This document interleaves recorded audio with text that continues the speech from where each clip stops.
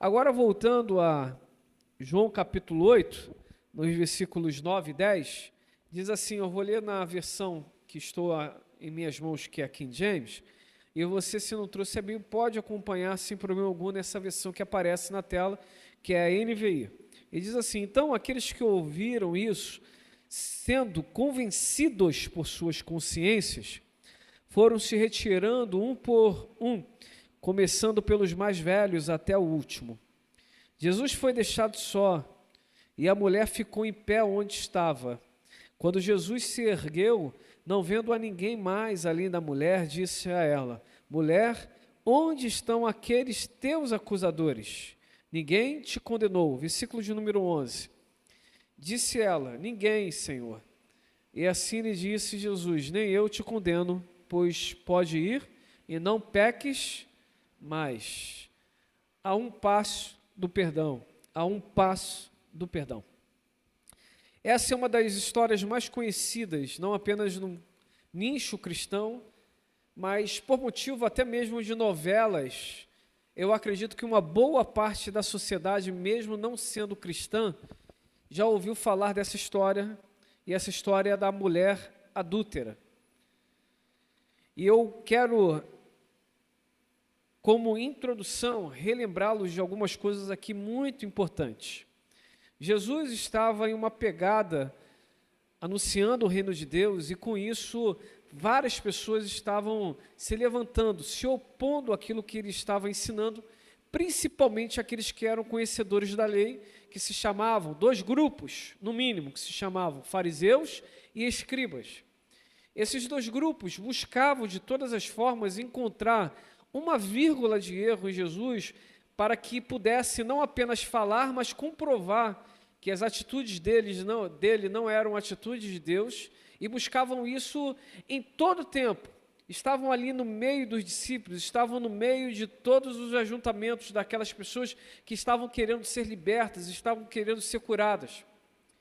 Mas aí entra o terceiro nível de pessoas, ou de grupos de pessoas que passaram também a olhar Jesus de forma diferente. Além dos fariseus, além dos escribas, começaram também a se levantar os sacerdotes da época, porque Jesus passou a ser muito reconhecido e buscado por aqueles que sofriam por espíritos malignos, aqueles que sofriam por alguma enfermidade, por aqueles que queriam ser reconhecidos, por aqueles que queriam ter uma atenção, como as crianças, como as mulheres, como os idosos, que naquela época eram deixados um pouco de lado, como os pobres que não tinham lugar à mesa de determinadas autoridades. E Jesus ao dar atenção a essas pessoas, começou a suscitar sentimentos muito ruins no coração também dos sacerdotes. E começaram então a construir um plano de levar Jesus a uma prisão e quem sabe até mesmo a morte, como podemos ver em João capítulo 11 e depois João capítulo 12. Essas pessoas que buscavam de todas as formas encontrar em Jesus uma falha, em determinado momento, depois de uma caminhada do Cristo, elas literalmente encontraram uma mulher que tinha acabado de ser pega em adultério, e conduziram essa mulher até o Senhor Jesus. O desejo deles era pegar Jesus naquela situação, pois, segundo a lei de Moisés, todo aquele que fosse pego em flagrante adultério deveria ser apedrejado. Sendo que tem um detalhe aqui incrível nessa história. Aqueles que eram conhecedores da lei, eles estavam construindo uma história que fosse boa para eles, algo que pudesse beneficiá-los quanto àquilo que eles estavam se inclinando. Mas Jesus não era um fariseu, Jesus não era um escriba, Jesus também naquele contexto ali não era um dos sacerdotes de plantão naquela época, ou daquele turno. E Jesus, ele se prostra, ele se inclina, e ele começa a escrever na terra. Dizem alguns pregadores, já ouvi por vezes não poucos, que poderia ser que Jesus estava escrevendo na terra os pecados daqueles que estavam acusando aquela mulher de adultério. Alguns outros dizem que Jesus estava escrevendo na terra os 10 mandamentos, ou o que nós chamamos de decálogo. Alguns dizem que Jesus ainda estava escrevendo na terra alguma passagem das Escrituras que nós reconhecemos ou pontuamos, apontamos como sendo no Antigo Testamento. O fato é que Jesus, ao escrever na terra, despertou naqueles homens uma ira ainda maior. E pressionando Jesus, ao olhar para eles, Jesus dá uma sentença incrível que rompeu com todas as percepções dos homens daquela época e nos mostrou que às vezes uma palavra simples é o suficiente. Jesus olhou para aqueles homens e disse: atire a primeira pedra quem nunca pecou. Jesus não estava buscando inferiorizar a lei de Moisés como eles estavam apontando. Jesus não queria se fazer superior àqueles homens, como eles acreditavam, movidos em suas cegueiras emocionais. Jesus nem tampouco estava passando a mão na cabeça do erro daquela mulher. O que Jesus apontou para aqueles homens é que determinadas ações, elas só são válidas, só são munidas de autoridade, quando de fato nós a vivemos em sinceridade e verdade. O que Jesus, naquele momento, estava fazendo com aqueles homens era trazer a consciência daqueles homens, a realidade daquele tempo presente e mostrar-lhes que aquela busca por justiça, na verdade, era uma busca de autojustiça e não uma justiça divina, mas uma justiça humana, que é baseada em muitas vezes com falhas terríveis. Jesus olha para aqueles homens e mostra para aqueles homens que a lei da vida vale mais. Que o ser humano, ele tem falhas, ele tem problemas no dia a dia, mas a lei da vida vale mais. Não pode se estabelecer a morte de pessoas simplesmente por determinados conchavos, determinadas inclinações, determinadas ações, que podemos até dizer malignas. Contudo, outra frente nós enxergamos aqui nessa passagem incrível.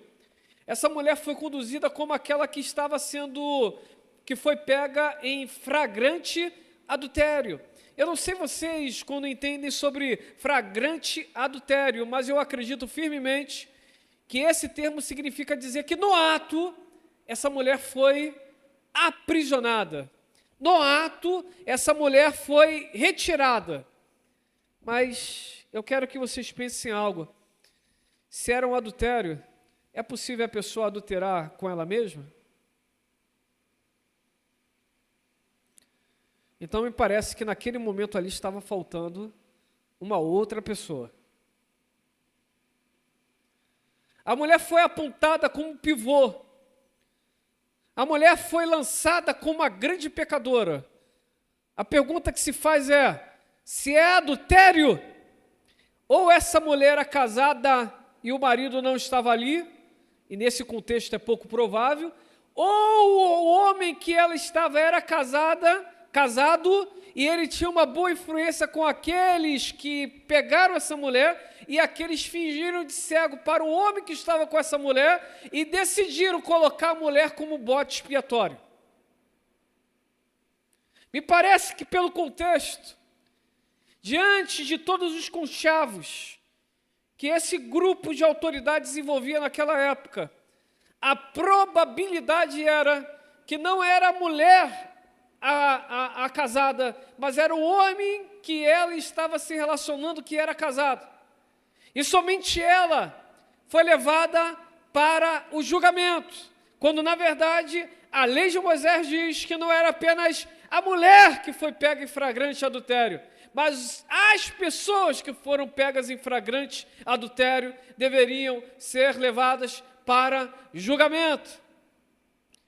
Jesus, naquele exato momento, estava percebendo que aquela inclinação humana era uma inclinação falha. Aquele julgamento humano era um julgamento falho. Aquela visão da justiça era uma visão cega ou míope, no mínimo.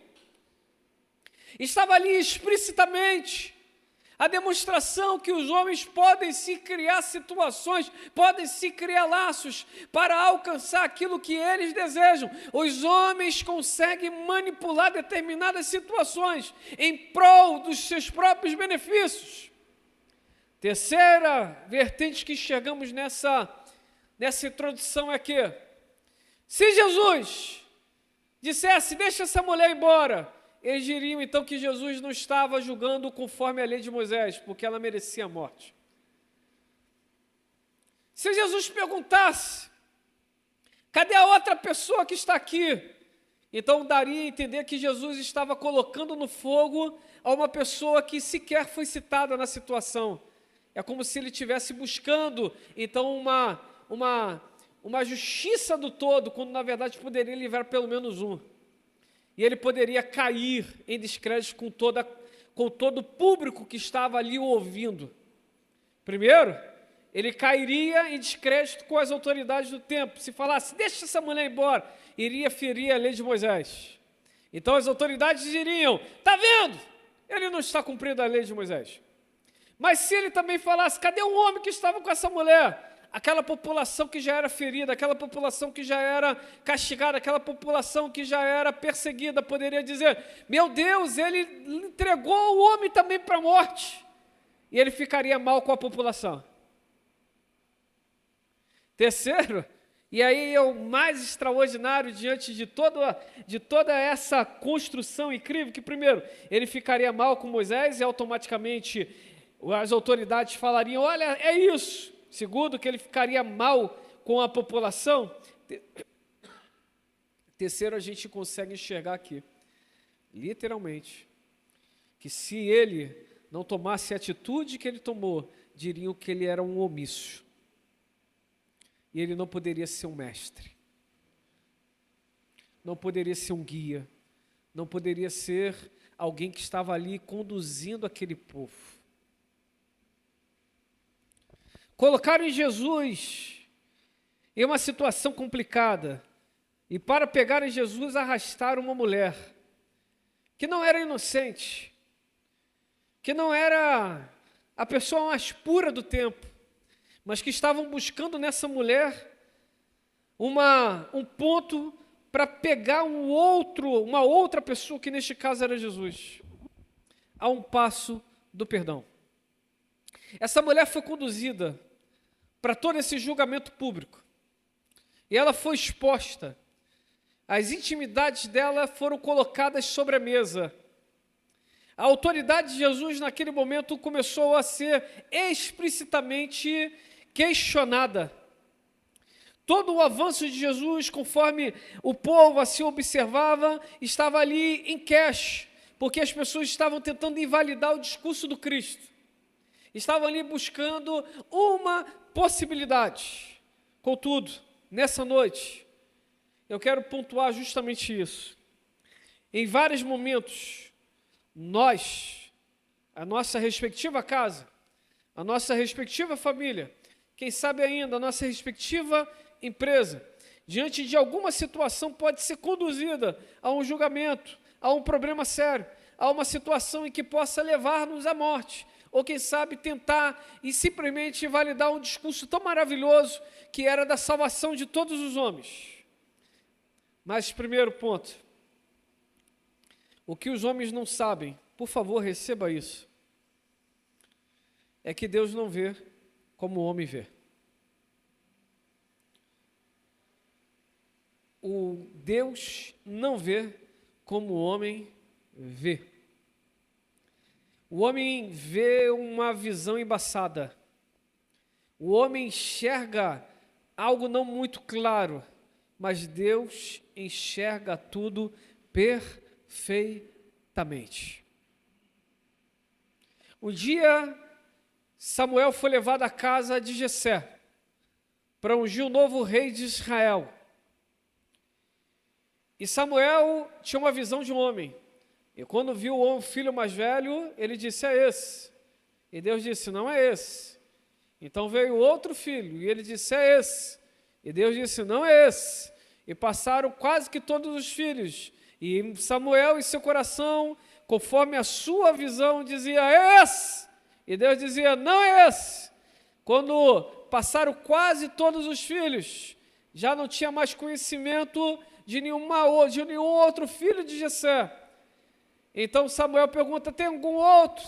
O pai diz, tem um, que está no campo, cuidando das ovelhas. E aí, quando aquele homem, vou explicar da minha forma, da minha maneira, vou fugir um pouquinho da fidelidade bíblica, mas vou contextualizar. Quando aquele rapaz se aproximou, ele não tinha aparência de guerreiro. Ele não era de alta estatura.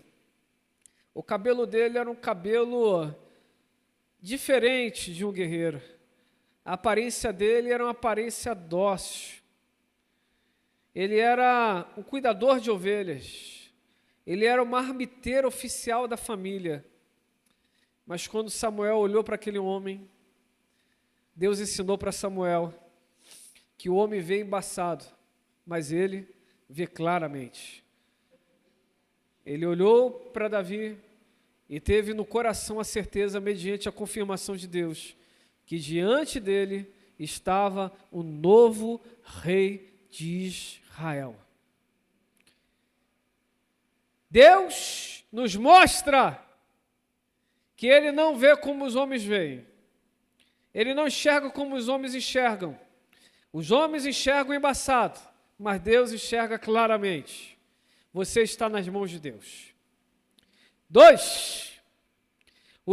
A justiça do homem é falha, mas a justiça de Deus é perfeita. Você pode repetir comigo? A justiça do homem é falha, mas a justiça de Deus é perfeita. Existe no Senhor a justiça e a misericórdia. Ele é o único juiz, como diz Isaías, que é o juiz de toda a terra, que julga perfeitamente, conforme as suas percepções, e elas são claras, porque ele enxerga claramente, ele enxerga perfeitamente. E ele é o único que pode nos julgar. Ele é o único que pode, de fato, determinar uma sentença, porque ele não enxerga conforme os homens enxergam, ele não enxerga com as limitações humanas, ele enxerga perfeitamente, por isso o seu juízo, o seu julgamento é perfeito. E ele nos mostra, também por essa passagem, que o homem pode nos julgar errado, as circunstâncias podem nos julgar erradamente. O inimigo pode tentar levantar determinadas situações, mas a nossa vida continuará escondida debaixo da mão do Todo-Poderoso.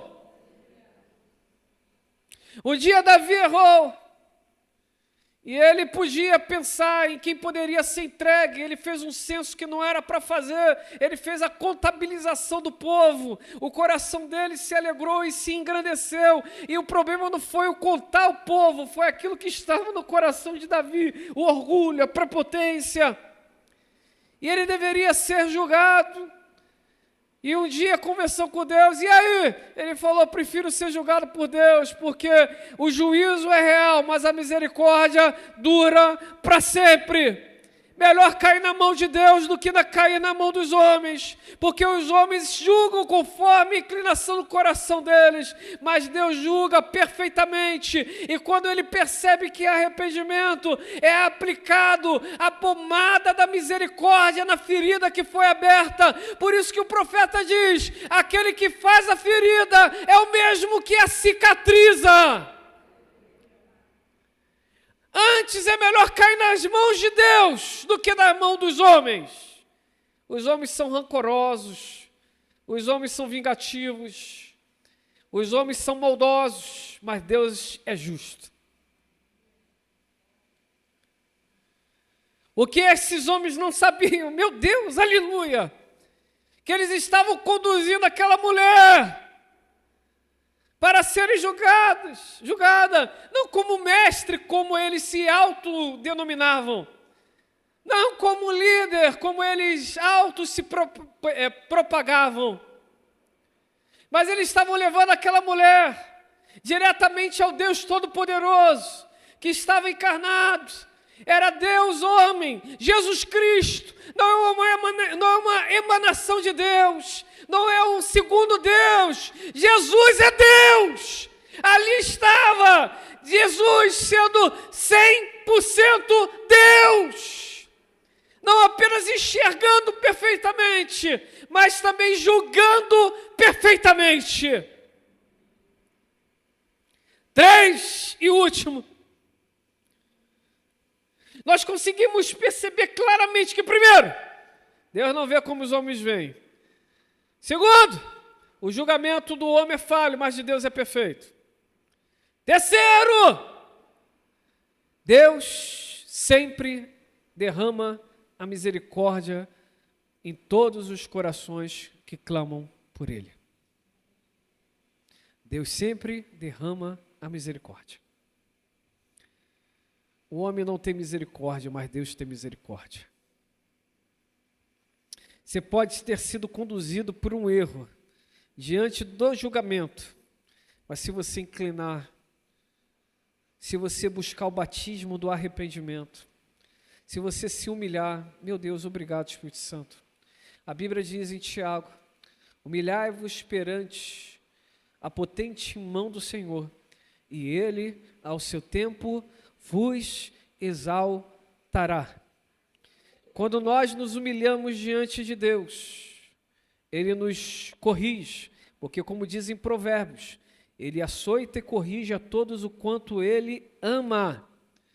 A Bíblia diz em Hebreus que o Pai corrige a todos quanto tem como filhos, e de igual forma Deus, por nos tratar como filhos, nos corrige. Ele não quer que sejamos bonitos para os outros, Ele quer que sejamos perfeitos para Ele. Lembremos-nos que Deus também foi visto em Jeremias capítulo 18, não apenas como Senhor de Israel, mas como olheiro que prepara Israel, não para ser bom para os outros, mas para ser bom para Ele. Lembremos-nos, a imperfeição do vaso não era para aqueles que estavam de fora, a imperfeição do vaso era reconhecida pelo olheiro, e somente o olheiro poderia refazer o vaso. Talvez aquele vaso era perfeito para os outros, mas Deus estava vendo a imperfeição no vaso, e como olheiro, Ele pega e refaz tudo novo. Lembremos-nos que João capítulo 3, quando Nicodemos buscou Jesus, querendo entender determinadas coisas, Jesus disse: se necessário vos é nascer de novo. Ele não tinha compreensão porque a inteligência dele era humana, ele não tinha compreensão porque o raciocínio dele era terreno, e Jesus estava falando de coisas espirituais ali. Jesus nos ensina, e Paulo depois lá na frente nos explica, que somente o espiritual entende as coisas espirituais. Não tem como você tentar explicar uma coisa espiritual para alguém que é carnal, não vai dar certo, a mente não vai alcançar. E Jesus estava ensinando isso para Nicodemos. Você é o príncipe, Nicodemos, entre os homens, você é um homem instruído, o teu coração é incrível, mas isso que eu estou falando para você, só é possível viver se você nascer de novo. Essa transformação do homem parte de um arrependimento. E Jesus está olhando ali, os homens estavam querendo autojustiça, e Jesus estava olhando para aquela situação, escrevendo na terra, e se levanta dizendo: atire a primeira pedra que nunca pecou. Jesus está ali tratando a consciência daqueles homens, e não é à toa que no versículo 9, conforme a versão King James diz: então aqueles que ouviram isso, sendo convencidos por suas consciências, foram se retirando um por um, começando pelos mais velhos até o último. Jesus foi deixado só, e a mulher ficou em pé onde estava. Jesus nos mostra claramente que a ação dele não é para passar pano nos nossos erros. A ação dele não é para nós camuflar, não é para camuflar as falhas do nosso coração, mas aquela mulher estava diante do olheiro. Só dá para fazer um vaso perfeito o olheiro e a matéria. Quando muitos estão falando, o olheiro não consegue produzir aquilo que precisa produzir, porque para achar imperfeição você precisa prestar atenção. Não é à toa que essa mulher ficou em pé diante de Jesus. Ela está em pé sendo observada, Jesus está de joelho observando. Meu Deus. Pode ser que você nessa noite esteja em pé e Jesus está te observando. Sonda-me, ó Deus, e conhece o meu coração. Ele vê perfeitamente. Ele julga perfeitamente. Mas Ele é 100% Deus. E por isso Ele também age com misericórdia. Ele olha para a mulher e diz: vá e não peques mais. Vá viver a sua vida, mulher. Vá viver a sua vida, não fique parado pelo que fez, mas vá e não peques mais. Falarão de você, mas vá e não peques mais. Apontarão o que você fez, mas vá e não peques mais. Pontuarão determinadas coisas, denunciarão outras tantas, mas vá e não peques mais. Estava falando com uma pessoa muito querida ontem e disse: quando nós semeamos errado, aqueles que colhem aquilo que foi ruim. E a memória que eles têm é da nossa semeadura errada, que gerou para eles uma colheita ruim. Então nós devemos fazer o quê? Continuar semeando, mas com maior atenção no que vamos semear.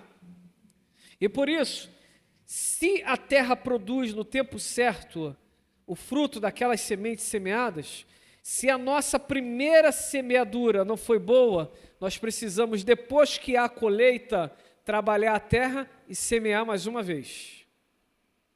Meu Deus, ó, gravem isso. Você pode ter semeado ruim e por isso você colheu coisa ruim e a sua família também colheu coisa ruim. Mas se você a partir de hoje vá e não peques mais, começar a semear sementes boas com uma terra boa, todos os que colherão frutos bons de sementes boas. Se ficar só na colheita ruim, a memória será: aquele que semeou aquela semente só fez coisa ruim, está aqui o fruto do que ele fez. Mas aquele depois que tem o encontro com Jesus, passa na mão do olheiro, recebe o banho da misericórdia, ele continua, ele continua indo, ele continua a vida, ele continua ajustando os pontos que ele precisa ajustar, ele continua liberando perdão, ele continua perdoando, ele continua se libertando das coisas que são possíveis se libertar, das amarras espirituais, demoníacas e muitas vezes também humanas. Ele está semeando o quê? Ele está semeando uma semente boa. E onde é a terra? Agora ele descobriu que a terra, o evangelho, ele está ali, está aí semeando conforme a terra do evangelho, conforme aquilo que Deus estabeleceu. Ele está semeando, e ele está andando e chorando, ele está semeando, ele está andando e chorando, está semeando, e quando ele volta, ele percebe que existe toda uma plantação dando bons frutos. Por isso que quem tem um encontro genuíno com Jesus, produz fruto digno de arrependimento. Semeei o que é ruim, colher o que é ruim. Não vou parar, o inimigo não vai me destruir, ele não vai me matar. Sobre mim existe uma palavra de misericórdia que é: vá e não peques mais. Vai semear conforme o evangelho. Vai semear conforme a consciência da pureza do Cristo. Vá semear E na hora certa, uma colheita incrível você terá. Você pode ter chegado neste lugar cheio de coisas na alma, cheio de problemas, cheio de situações, mas sobre a sua vida não vale encantamento. Você precisa ficar firme em Deus, você precisa ficar forte em Deus, você precisa confiar na mão do Senhor. E eu errei, me levaram até o juiz, vai de humilde, vai em silêncio, vai pedindo misericórdia, vai clamando por Deus, dizendo, Deus, me ajuda, Senhor. Mas a palavra já diz, vai e não peques mais. Você que está aqui ou você que está em casa, você que está aqui embaixo, você que está aí na galeria, você que está por essa transmissão, você pode ser transformado completamente. Você não pode sair deste lugar, você não pode se levantar dessa cadeira que você está assistindo esse culto, sem fazer essa oração dizendo, Senhor, me perdoe pelos pecados que tenho cometido. Se você nunca disse, eu reconheço Jesus como Senhor e Salvador, no seu lugar você precisa falar, Jesus, Senhor Jesus. Na minha mente eu sei que é isso, meu coração sei que é isso, mas nunca confessei. Hoje eu estou dizendo, eu confesso Jesus como Senhor e Salvador da minha vida. Talvez você esteja longe do caminho do Senhor, longe. E hoje você precisa voltar. Hoje é a noite para isso. Hoje é a noite. Talvez você ainda não seja batizado. Você precisa ser batizado, porque o batismo ele realmente não salva, mas quem recebe Jesus fala assim, eu quero falar para toda a minha família que eu sou de Jesus. Esse não é um convite para ser membro de uma igreja, esse é um convite da salvação. O congregar em uma igreja te leva à maturidade, mas somente o reconhecer Jesus te leva para o céu.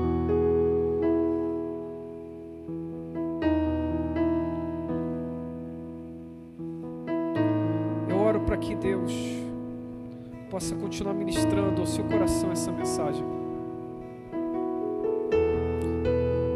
Os homens enxergam embaçados, mas Deus enxerga perfeitamente. Deus não enxerga como os homens enxergam. A justiça do homem é falha, mas de Deus é perfeita. Deus não julga como os homens julgam.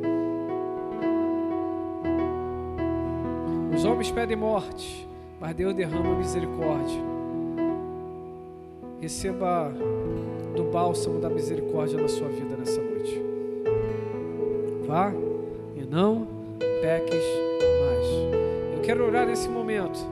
E daqui a pouco vamos terminar e os meninos vão terminar com esse louvor incrível. Mas eu quero já terminar, melhor, quero já orar nessa hora. Feche teus olhos se você pode. Se você foi mexido por essa mensagem de alguma forma. Se você está inserido nesses 3 convites ou ainda uma outra situação que só seja você e Deus, eu queria que você tomasse uma atitude espiritual. Eu acredito muito que movimentações humanas também movem algumas situações espirituais. No seu lugar, se isso é uma realidade para a sua vida, eu gostaria muito que você levantasse uma das suas mãos. Eu não vou te chamar hoje aqui à frente, mas eu gostaria de saber por quem eu estou orando, com quem eu vou orar. Tem alguém aqui nessa noite que esteja tomando essas decisões ou por algum outro motivo está dizendo, é isso, mexeu comigo e é isso, eu não vou contar o que é, mas mexeu comigo, é isso, eu entendi perfeitamente. Existe alguém desse jeito aqui? Existe alguém nas casas, por essa transmissão, que esteja dizendo assim, eu preciso disso, eu preciso ser impactado por isso, eu preciso disso. Essa é a noite. Pai Santo, obrigado por aquilo que tens derramado em Jardim Meriti. Acredito firmemente que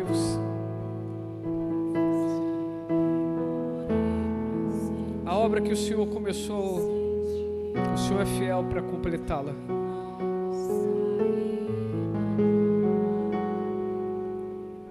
Peço, Senhor, no nome de Jesus,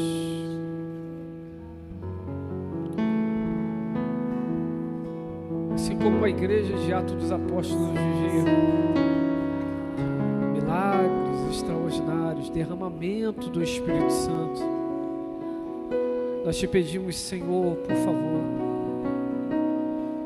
derrama sobre Jardim Meriti porções maiores, mais profundas do Teu Espírito Santo.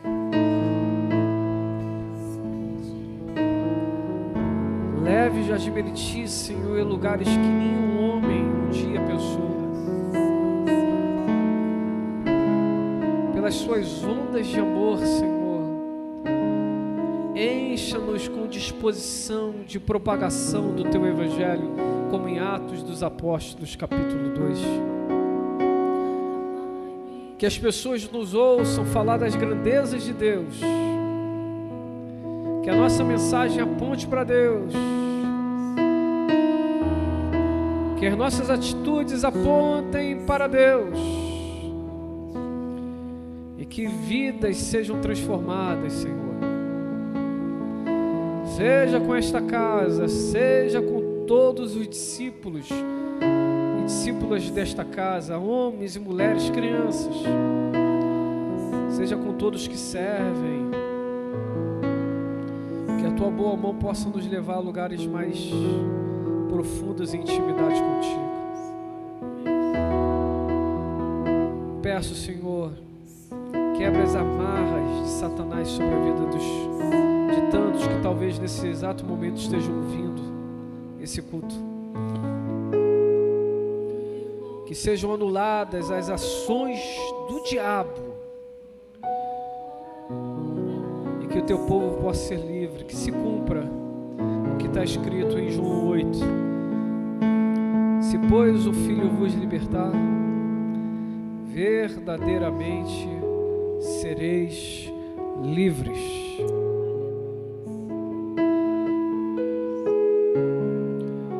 Vem, Senhor, com Teu poder. Liberta os homens do pecado, das culpas, das acusações. Se, pois, o Filho vos libertar, verdadeiramente sereis livres. Aos que pregam, Senhor, nesta casa, derrama, Senhor, meu Deus, aleluia. O que eu tenho orado, Senhor, a Ti no particular, eu peço por todos os pregadores desta casa e pregadoras, derrama mais poder e autoridade nas palavras. O homem não reconhece a nossa cultura, não reconhece a nossa filosofia. O que o homem precisa reconhecer é o poder de Deus. O poder de Deus, o poder de Deus. O poder de Deus. Assim como Paulo orou o Senhor com a igreja de Efésios, peço também por Jardim Meriti, em todas as gamas de influência aqui neste lugar. Derrama poder, Senhor, sobre a Tua igreja, autoridade nas palavras, e que os homens reconheçam que é o Senhor que está fazendo e realizando. Assim como nos trouxeste para este lugar, leva-nos em paz para as nossas casas.